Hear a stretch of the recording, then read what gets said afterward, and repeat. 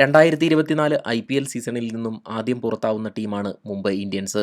Sunrisers Hyderabad LSGയെ നിലംപരിശാക്കിയതോടെയാണ് തരിമ്പ് പ്രതീക്ഷയും അസ്തമിച്ച് മുംബൈ പുറത്തായത്. തിരിച്ചടികൾ നേരിടുന്ന മുംബൈ ക്യാമ്പിൽ നിന്ന് പുറത്തുവരുന്നത് ശുഭവാർത്തകളല്ലെന്നാണ് സൂചന.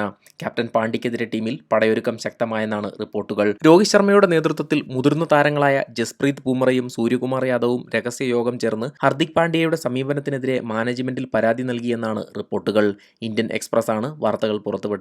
ടീമിന്റെ പരാജയത്തിന്റെ കാരണങ്ങൾ ഇനിയെങ്ങനെ മുന്നോട്ടു പോകണം എന്നിവയാണ് മാനേജ്മെന്റിനെ ധരിപ്പിക്കാൻ ഇവർ ശ്രമിക്കുന്നത്. ഓരോ താരങ്ങളുമായി ടീം മാനേജ്മെന്റ് വ്യക്തിഗതമായി സംസാരിച്ചെന്നാണ് സൂചന.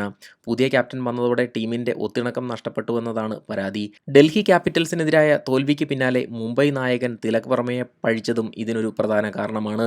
32 പന്തിൽ 63 റൺസടിച്ച് മുംബൈയെ മത്സരത്തിലേക്ക് തിരികെ കൊണ്ടുവന്നത് ആ മത്സരത്തിൽ തിലകായിരുന്നു. ആ താരത്തെയാണ് പോസ്റ്റ് മാച്ച് പ്രസന്റേഷനിൽ ഹർദിക് പാണ്ഡ്യ കുറ്റപ്പെടുത്തിയത്. ഇത് വളരെയധികം വിമർശനങ്ങൾ നേരിട്ടിരുന്നു. നിലവിൽ പോയിന്റ് പട്ടികയിൽ 9ാം സ്ഥാനത്താണ് മുംബൈ ഇന്ത്യൻസ്. ഈ വിഷയത്തിൽ നിങ്ങളുടെ അഭിപ്രായങ്ങൾ കമന്റ് ബോക്സിൽ പങ്കുവയ്ക്കുമല്ലോ.